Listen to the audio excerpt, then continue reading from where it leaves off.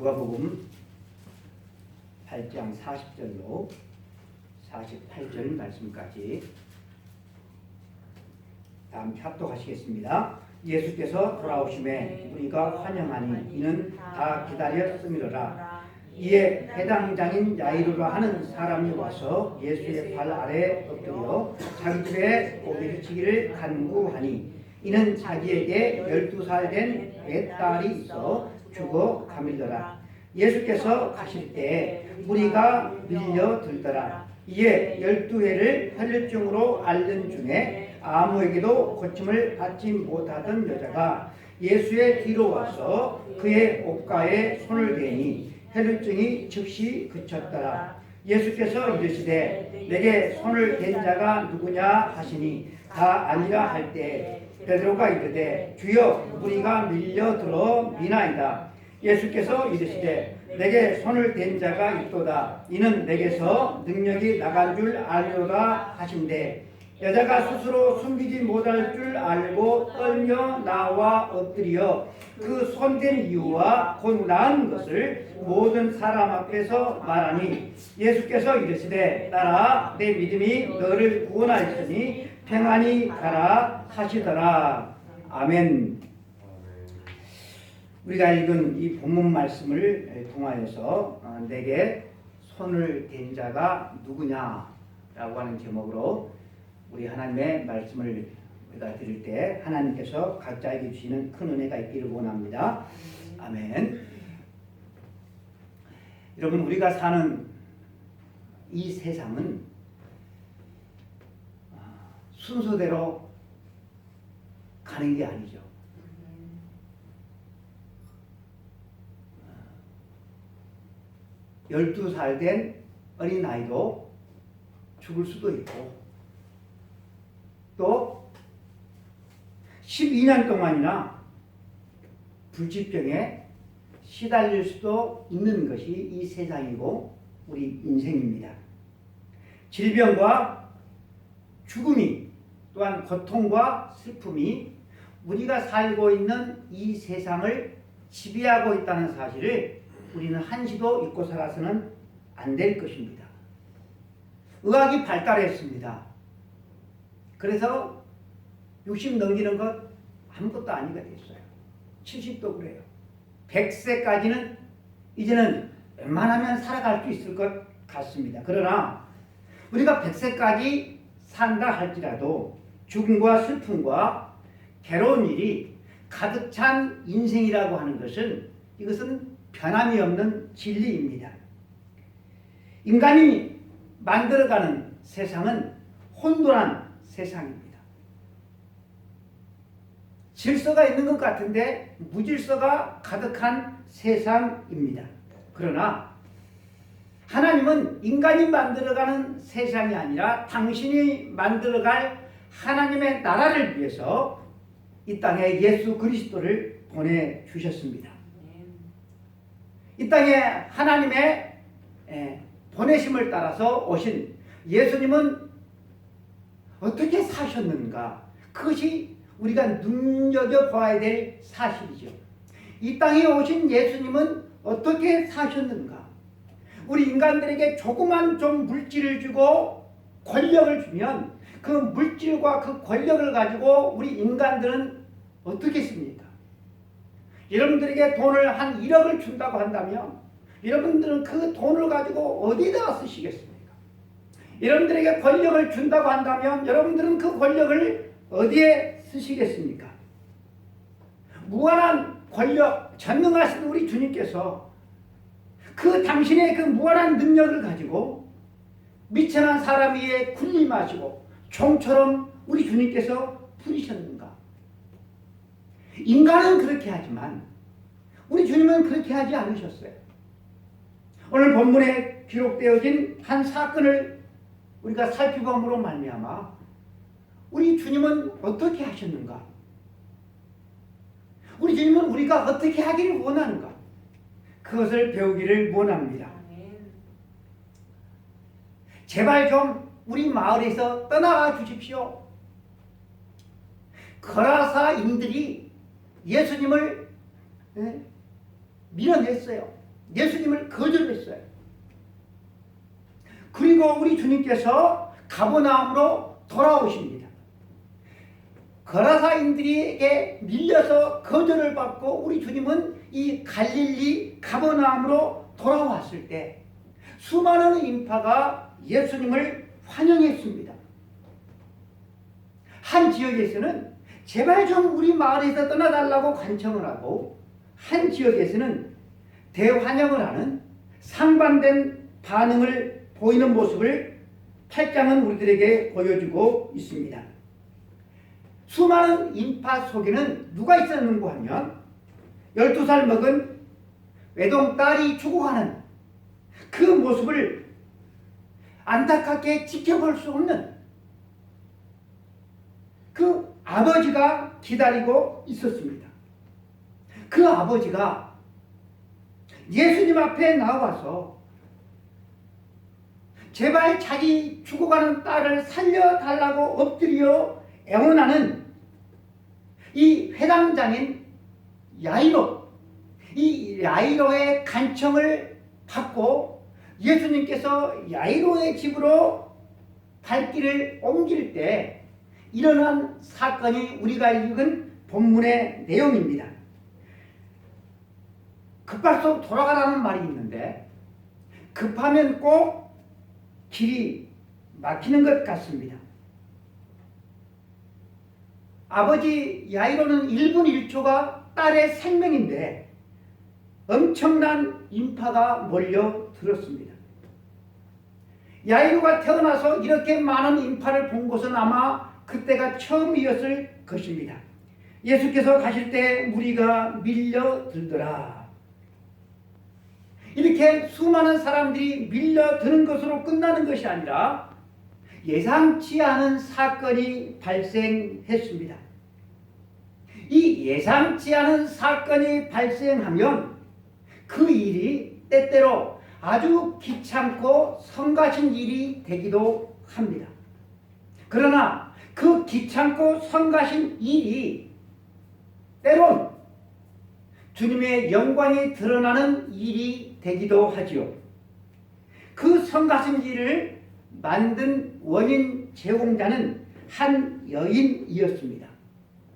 성경은 이 여인이 어떤 여자인지 그리고 그 여인이 무슨 일을 했는지를 우리들에게 밝혀주고 있습니다.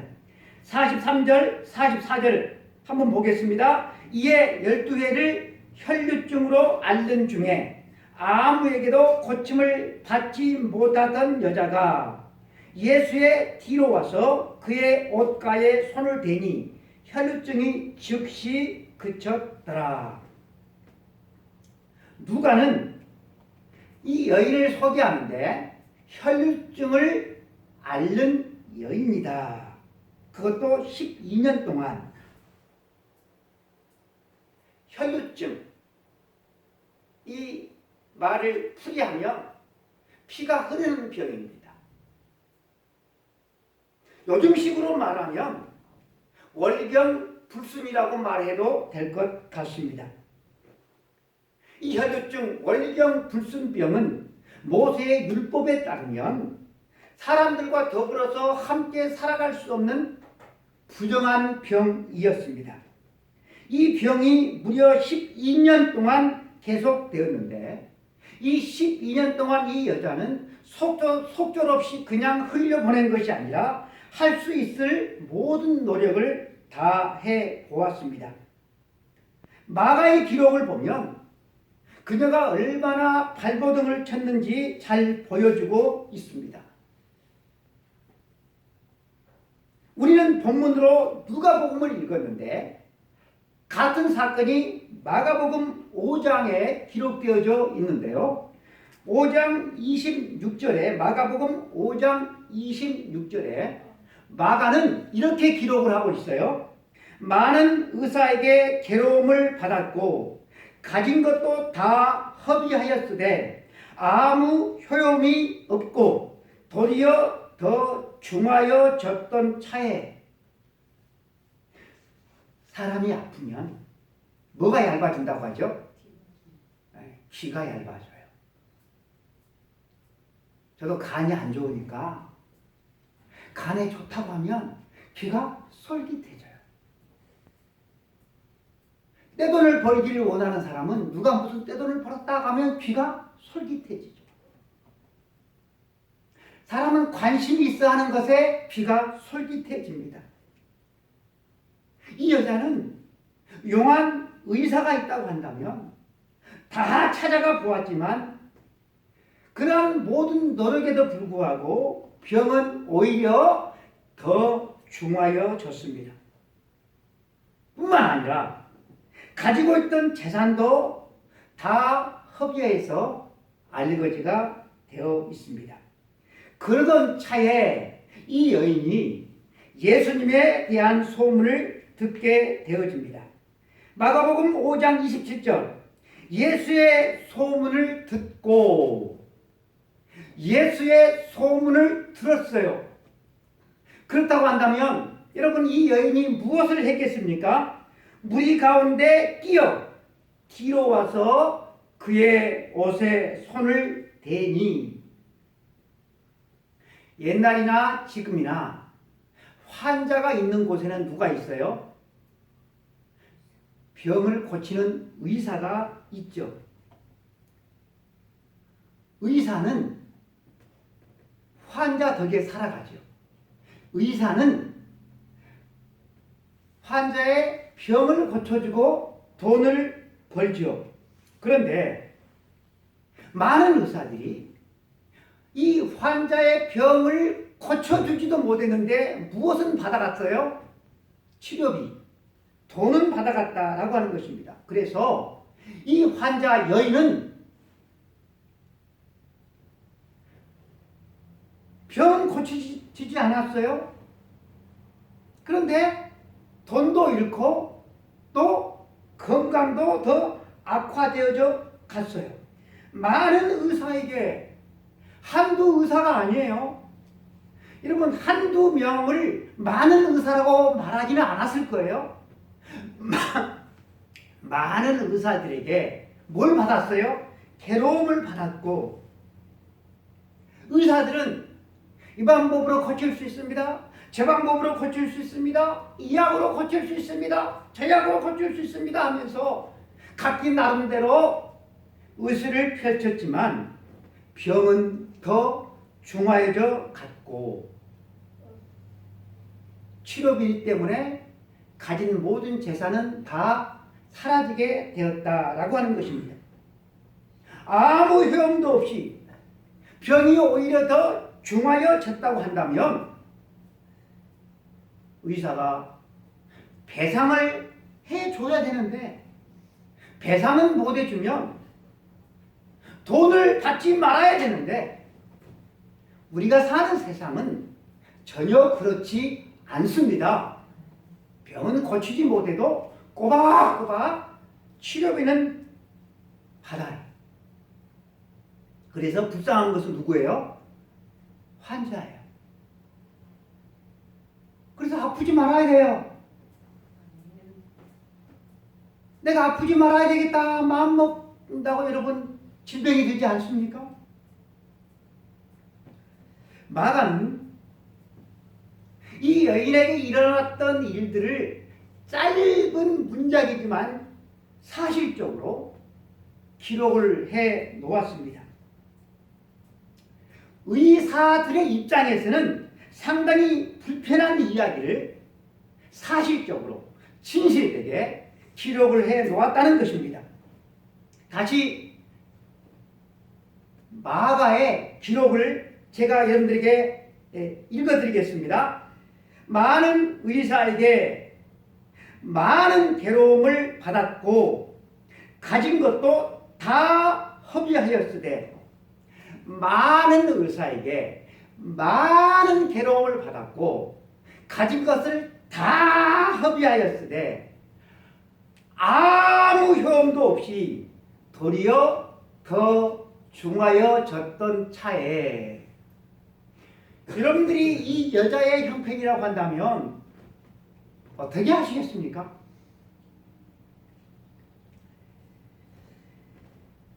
마가는 이렇게 기록을 하고 있는데 우리가 읽은 이 누가는 같은 사건을 어떻게 기록을 하고 있습니까?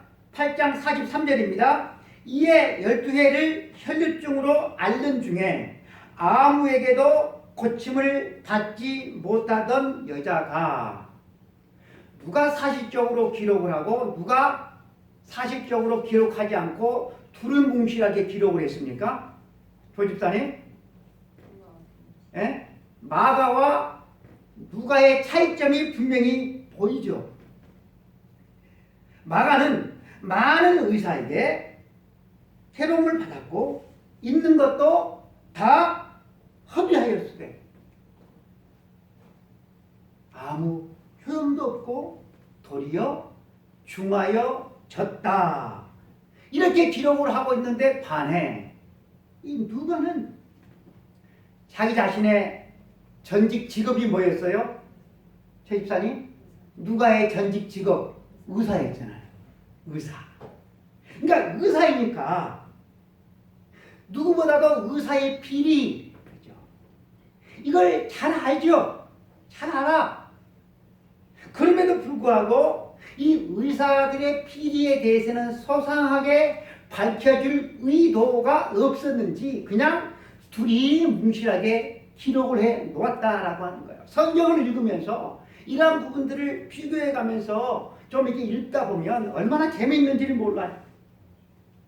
그냥 12회를 혈증으로 고통을 받았는데, 그냥 12회를 고통을 받고 있는 여자가 있었는데, 질병 때문에 의사에게 고통을 받는 게 아니라 질병 때문에 고통을 받고 있었는데 아무에게도 고침을 받지 못했다. 그렇게만 기록을 하고 넘어가고 있습니다. 의사에게 치료를 받았지만 아무 차도도 없어요. 오히려 더 중해졌어요. 이런 결과에 대해서도 함구하고 있어요. 또 의사가 치료하는 과정에서 환자에게 큰 고통을 주었다는 사실도 함구합니다. 치료비로 모든 재산을 의사에게 그냥 날려버렸다. 이러한 사실도 언급하고 있지 않아요. 어찌됐든 불쌍한 것은 누구예요? 조집사님? 불쌍한 것은 환자예요. 불쌍한 것은 여러분 이 여인이에요. 우리가 사는 여러분 이 세상은 이렇게 불쌍한 사람들이 너무나도 많아요. 세상에 태어나서 누가 건강하게 살고 싶지. 이 여인처럼 그렇게 중환병에 들어서 1년이 아니라 오랜 기간 동안 병치료를 하면서 가진 것 다 날리고 싶은 사람이 어디가 있겠습니까? 그녀는 이 12년 동안 건강도 재산도 가족도 다 잃어버리고 얻은 것은 더 중해진 중병뿐이었습니다. 종교적인 이 유대 사이에서는 그녀는 사람답게 살 수도 없는, 사람답게 살 수 있는 신분마저도 박탈당했습니다. 이런 절망적인 상황 가운데 있는 이 여인에게 들려진 소식이 하나 있었습니다. 그 소식은 누구에 대한 소식이었습니까? 예수님에 대한 소식이었습니다. 그녀는 이 예수님에 대한 소식을 듣고 무리들 속에서, 환영하는 무리들 속에서 끼어 있다가 예수님의 뒤로 와서 살그머니 예수님의 옷자락을 만졌다라고 하는 것입니다.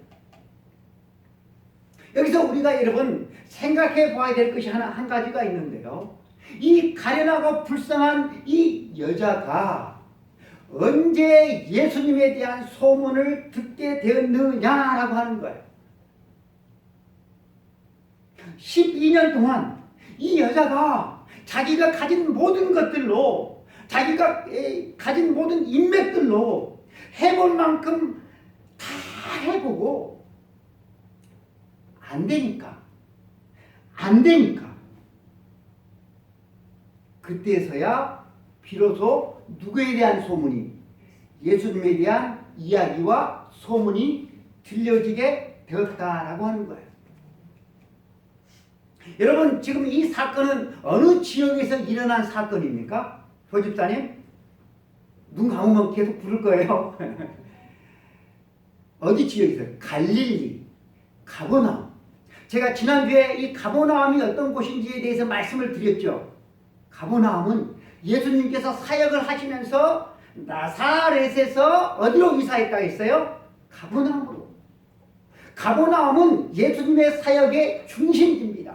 그래서 성경은 이 가버나움을 본 동네라고까지 말씀을 했다라고 제가 지난주에 말씀을 드렸어요.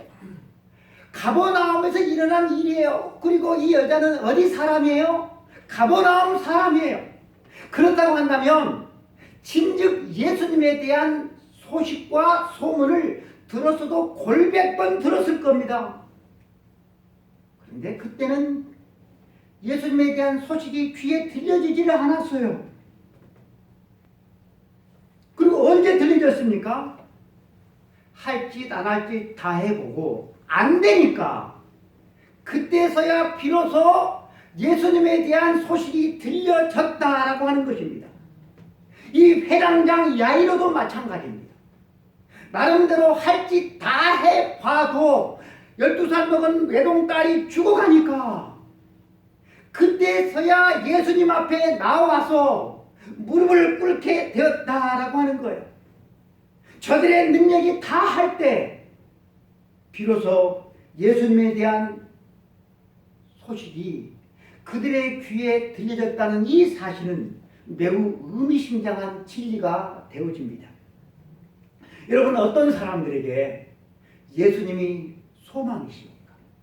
어떤 사람들에게 예수님이 생명이 되어주시고 어떤 사람들이 예수 그리스도를 간절히 찾습니까?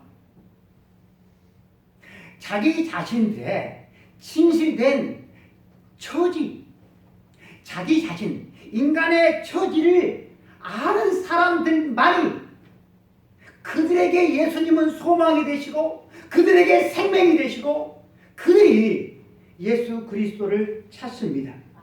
죄로 인한 고통과 질병 속에 살아가는 인생들이지만 자기 자신의 진실된 모습을 보기 전까지는, 자기 자신의 진실된 모습을 인식하기 전까지는 예수님이 보이지 않아요.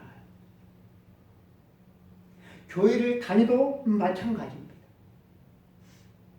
모든 희망이, 모든 재산이 다 사라지고 병은 더 중하여졌습니다.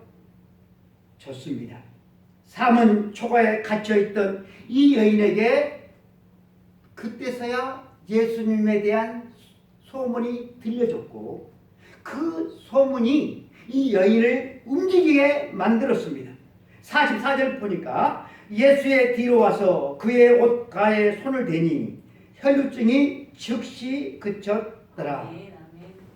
가만히 사람들 몰래 얼굴을 가리고 예수님의 뒤로 와서 예수님의 옷을 베었다라고 하는 것입니다. 여러분, 믿음이 무엇입니까? 믿음은 내 귀에 들려진 소문에 반응을 하는 것입니다. 내가 들은 하나님의 말씀에 반응을 하는 것, 그것이 믿음인 것입니다. 여러분들이 귀머거리가 아니라고 한다면 여러분들의 귀에 들려진 말씀이 있을 것입니다. 그 말씀에 반응을 하는 것, 여러분, 그것이 믿음인 것입니다. 그녀는 예수님의 옷을 찢어져라 붙잡은 게 아니에요. 예수님도 모르게 살짝 만진 것입니다. 그런데 그 순간 이 여인은 즉각적으로 자기 자신의 병이 나았음을 자각하게 되어집니다. 예수의 뒤로 와서 그의 옷가에 손을 대니 혈루증이 즉시 그쳤더라.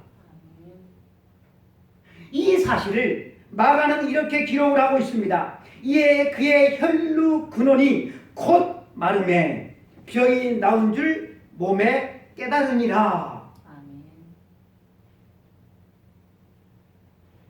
여인이 병이 나았다는 사실을 누가 알까요? 세집사님, 누가 알까요? 금호 집사님, 누가 알아요? 누구만 알아요? 누구만? 그 여자하고 예수만 알죠. 아무도 몰라요. 이 여자가 자기의 12해 동안 앓던 그 몹쓸 병이 깨끗하게 나았다는 사실을 깨닫는 순간 주님께서 한마디를 돌이켜서 말씀을 하시잖아요. 45절, 내게 손을 댄 자가 누구냐? 그랬더니 둘러섰던 사람들과 제자들이 뭐라고 말하죠? 나는 아니요, 다 아니라 하니 베드로가 주여 무리가 밀려들어 미나이다. 야이로의 집으로 가는 길에 사람들이 인산인해를 이루어서 밀리고 그래서 떠밀려 가는 길이에요. 여러분, 이런 상태에서 여러분 생각해 보세요. 저기 서울의 지하철을 보세요. 에? 그게 떠밀려 가는 거예요. 나는 내리고 싶지 않는데도 사람들이 내리면 난 내려지게 되는 거예요.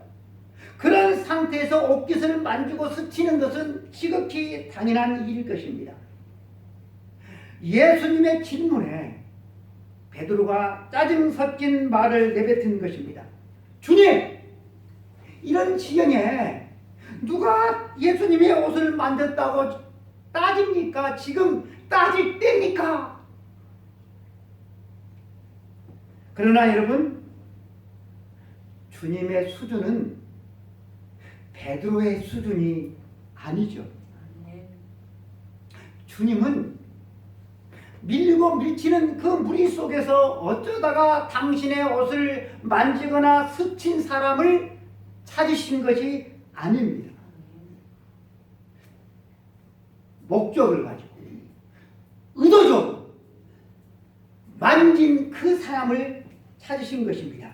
예수님의 질문은 한마디로 믿음으로 내 옷을 만진 자가 누구냐라는 것입니다. 예수님의 능력을 믿고 당신을 만진 사람을 찾으신 것입니다. 환난 날에 나를 부르라. 내가 그를 건드리니 그가 나를 영화롭게 하리라. 이렇게 말씀하시며 환난 날에 살아가는 수많은 사람들을 향하여서 도전하신 그 하나님께서 믿음의 눈으로 당신을 바라보고 믿음의 손을 내밀어서 당신을 만진 자가 누구냐라고 주님이 질문하고 계십니다. 여인은 슬그머니 다가와서 예수님의 능력을 훔치려고 했던 것이 아니죠. 해당장 야이로처럼 예수님 앞에 나와서 엎드려 애걸구걸하면서 당신의 딸을 고쳐달라고 그렇게 말할 수 없는 당신의 처지이기 때문에, 사람들을 앞에 나서지 못하는 처지이기 때문에 어쩔 수 없이 사람들 몰래 슬그머니 예수님의 뒤로 와서 예수님의 옷을 만졌던 것입니다. 하지만 이 사람의 믿음은 나는 내 집에 주님께서 들어오심을 감당치 못하겠습니다. 말씀만 해주십시오. 말씀만으로 내 종이 나을 줄 믿습니다 라고 고백을 했던 이 백부장의 믿음과 동일해요.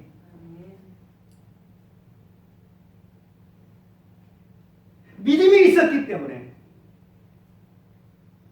주님이 그 여자에게 안수해 주지 않아도, 주님이 그 여자를 만져주지 않아도, 주님이 네 병이 나았다 말씀해 주지 않았어도 주님의 능력이 그녀에게 흘러 들어간 줄로 믿습니다.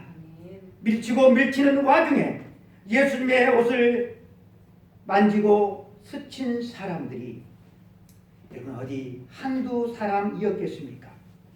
그러나 밀치고 밀치며 예수님을 만지고 스친 그 많은 사람들 가운데 고침을 받은 사람은 한 사람도 없습니다. 주님은 믿음의 손으로 자신을 만진 사람을 찾으셨습니다. 내게 손을 댄 자가 누구냐? 사랑하는 성도 여러분, 예배가 무엇입니까? 예배는 믿음의 손을 내밀어서 주님을 만지는 것, 주님을 붙잡는 것, 여러분 그것이 예배인 줄로 믿습니다. 우리가 이 예배의 자리에 와서 앉아 있다고 여러분들이 예배자가 되는 게 아니다라고 하는 거예요. 믿음의 눈으로 예수 그리스도를 소망하고 믿음의 손을 내밀어서 주님을 붙잡는 그런 심령으로 드려지는 그 예배가, 그 예배자가 참된 예배자가 되어지는 것입니다.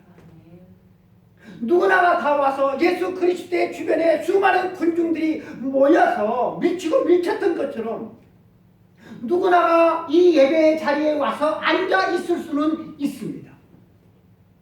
하지만 주님께서 찾으시는 사람은 아무 생각 없이 별 생각 없이 이 자리에 와서 앉아 있어 딴 생각하면서 졸고 있는 사람이 아니라 믿음의 손을 내밀어서 주님 나를 고쳐주십시오. 주님 내 문제를 해결해 주십시오. 주님 나에게 복을 주십시오.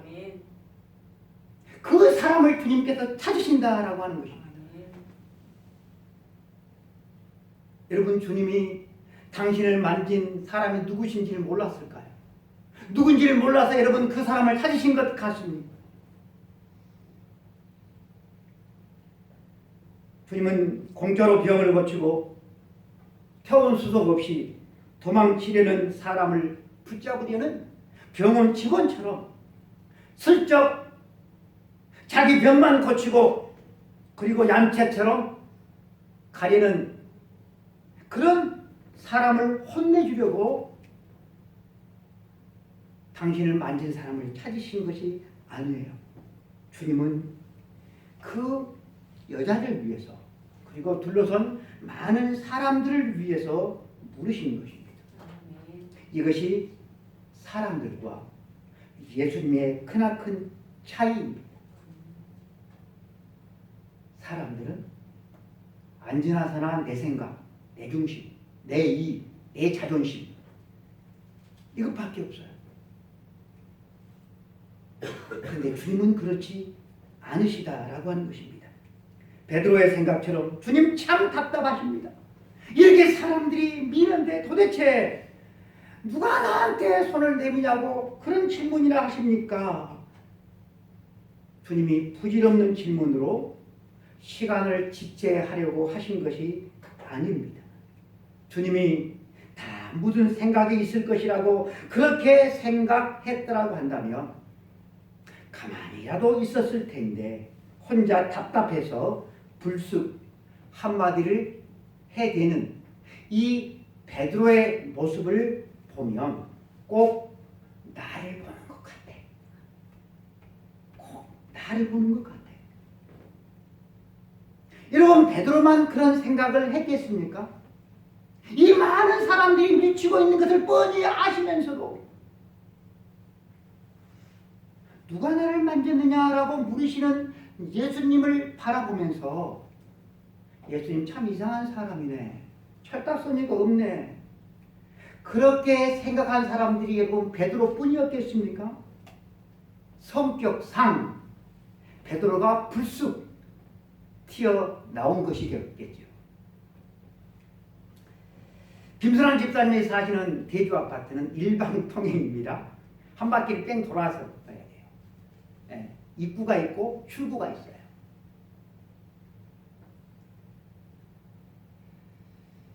김선환 집사님을 만나러 가는데 바빠 죽겠는데 1시간쯤 급해요. 그 시간이. 아니 입구로 차가 나오는 거예요.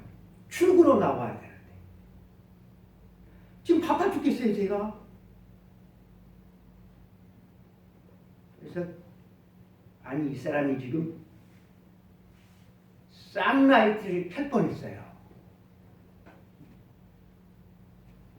아이고 참자 마음을 먹고 그 사람이 그 입구에서 다 나올 때까지 기다려야지 내가 들어갈 수 있으니까 비킬 수가 없대. 다 나와야 돼. 참고 기다렸다가 한 바퀴 아파트를 뺑 돌아야 돼요. 그리고 집사님을 만났어요.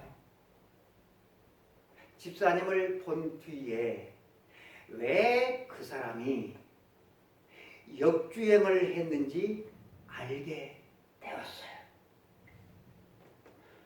출구 쪽에 재활용 큰 트럭이 그 재활용을 트럭에다가 싣고 있었어요. 입구를 꽉 막아놓고 있었어요. 그 사람도 기다렸을 거예요.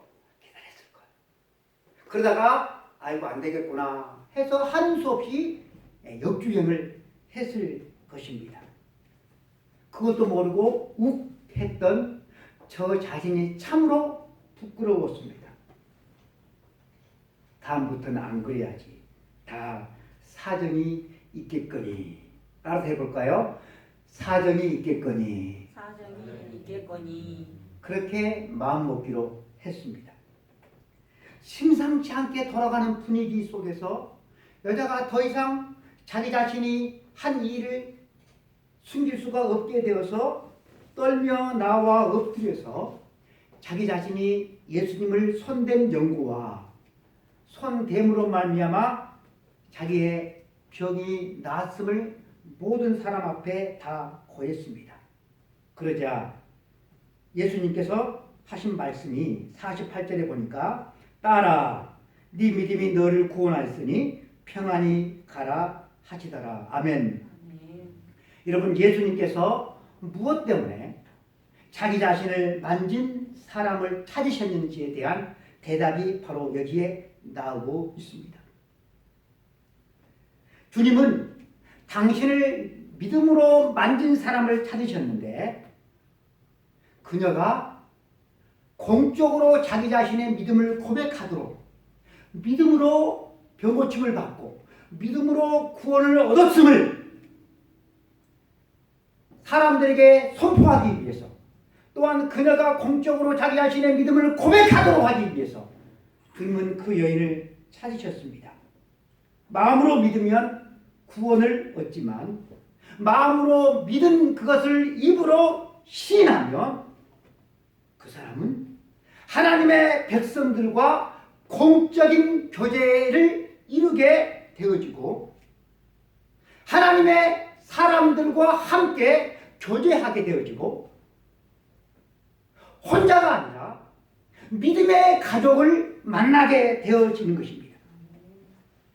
이 개인적인 체험이 병고침을 받은 이 개인적인 신앙의 체험이 이것은 개인적인 것인데 이 개인적인 체험이 공적인 신앙으로 나아가기 위해서는 뭐가 필요하다고 하는 거예요? 공적인 시인, 공적으로 자기의 입으로 고백하는 것이 절대적이다라고 하는 것입니다. 그래서 그녀는 믿음의 공동체 속에서 함께 교제할 수 있는 사람이 되었어요. 믿음으로 고백하게 되어지니까 믿음의 동지가 생겼고 믿음의 가족이 생겼다라고 하는 것입니다. 이 믿음의 고백은 그 사람의 영혼을 건강하게 만들고 새로운 믿음의 가족을 만나게 만들 뿐만 아니라 듣는 사람들에게도 큰 은혜를 끼치고 나아가서 하나님을 영화롭게 한다는 사실입니다. 사랑하는 성도 여러분, 내게 손을 댄 자가 누구냐? 내게 손을 댄 자가 누구냐? 주님께서 이 시간 여러분들에게 여러분 한 사람 한 사람들에게 물으신다고 한다면 어떻게 대답하시겠습니까? 주님, 저는 만진 적이 없어요. 주님, 저는 그렇게 중병에 들지 않아서 주님을 만질 필요가 없어요. 주님, 저는 주님의 그런 능력을 체험한 적이 없어요. 이것이 여러분들의 대답이 되겠습니까? 주님이 내게 손을 댄 자가 누구냐라고 물으실 때, 네, 주님 접니다. 그간 참으로 살기 힘들었습니다. 너무나도 힘들었습니다. 그런데 주님을 만짐으로 말미암아 주님께 기도함으로 말미암아 그 힘든 문제가 다 해결되어졌습니다. 주님 감사합니다. 여러분, 이 대답이 저와 여러분의 대답이 되게 하는 줄로 믿습니다. 사랑하는 성도 여러분, 12년 시간을 낭비했으면 되었지 더 이상 무슨 시간이 필요하겠습니까? 이 자리에 앉아있는 우리 성도들 가운데 12년 신앙생활 하지 않은 분이 한 사람도 없어요. 그 12년 동안 여러분들에게는 어떤 일이 일어났습니까? 12년 동안 주님의 옷자락을 만져보신 적이 있습니까? 변화되지 않는 삶, 해결되지 않는 문제, 체험이 없는 신앙, 구원의 확신이 없는 신앙, 이런 상태로 12년을 보내지는 않았습니까? 만약 그렇다고 한다면 그 사람은 제자가 아니라 둘러선 무리들 가운데 한 사람일 뿐인 것입니다. 얼마나 불쌍한 인생입니까? 12년이면 여러분 충분하지 않습니까? 그냥 왔다가 가는 그러한 예배가 과연 우리들에게 무슨 유익이 있겠습니까? 거절 줄 수 없는 그런 의사들을 만나서 시간 낭비, 돈 낭비, 고통은 더 중요하는 그런 세월을 여러분 12년 동안 했다고 한다면 그걸로 충분하지 않겠습니까? 주님은 나를 만져본 적이 있느냐라고 묻습니다. 나를 만져본 적이 있느냐?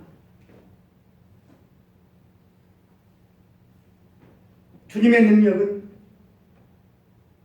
믿음의 손을 내밀어서 주님을 만지는 사람에게만 전해집니다. 주님의 능력은, 주님의 은혜는 말씀을 듣고 행하는 사람에게만 전해진다는 사실을 기억하시기를 바랍니다. 주님이 얼마든지 그냥 지나치실 수도 있으셨을 것입니다.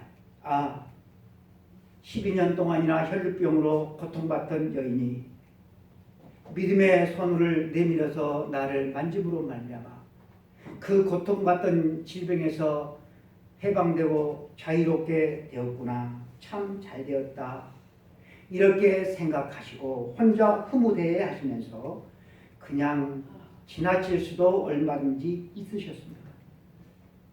여러분, 주님께서 만일 그렇게 지나치셨다고 한다면 어떻게 되었겠습니까? 처음에는 그 여자가 주님이 고쳐주셨구나. 너무 감사하다. 주님 감사해요. 주님 감사해요. 그렇게 생각하다가 시간이 지나면서 그렇지 뭐 그냥 나을 때가 되었으니까 나았겠지. 내가 그동안 약값으로 든 돈이 얼마인데 이제야 그 효과가 나타난 것일 거야. 그렇게 생각하지 않았을까요? 그 믿음은, 그 감사는 오래가지 못했을 것입니다. 그리고 둘러선 많은 사람들도 도대체 무슨 일이 그 자리에 있었는지 아무도 몰랐을 것입니다. 심지어 가까이 따르던 주님의 제자들도 전혀 알지 못했을 것입니다. 그녀의 믿음의 고백도 없었을 것이고 무리들이 예수님을 알게 되어지는 귀중한 기회도 놓쳤을 것이고 또 하나님의 영광이 드러나지도 못했을 것입니다. 사람들은 이해할 수 없지만 하나님께서 행하신 모든 일에는 다 이유가 있습니다. 아멘. 여러분, 하나님은 저와 여러분의 기쁨과 행복을 원하신 줄로 믿으시기를 바랍니다. 그래서 환난을 주시고 어려움을 주시고 뭘 하라는 거예요? 나를 찾으라, 나를 부르라, 우리를 초청하시는 것입니다. 손 내밀어 나를 만지라, 손 내밀어 나를 만지라. 예수께서 이르시되 따라 내 믿음이 너를 구원하였으니 평안히 가라 하시더라. 예수님을 믿고 따르는 우리들도 이 주님의 은혜와 주님의 능력을 입고 믿음으로 고백함으로 말미암아 많은 사람들에게 유익을 끼치고 다른 사람들을 주께로 인도하는 믿음의 삶을 저와 여러분들이 살기를 원합니다. 우리 주보에 보면 제가 노래를 하나 실어놨어요. 주곡 앞부분에 보면 손 내밀어 주를 만져라 이 찬양 불러보겠습니다.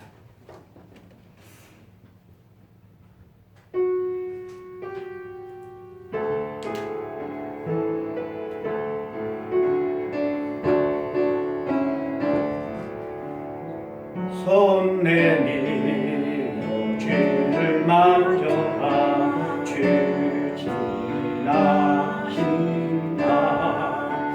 너의 하늘 맺힌 주 부르시리 주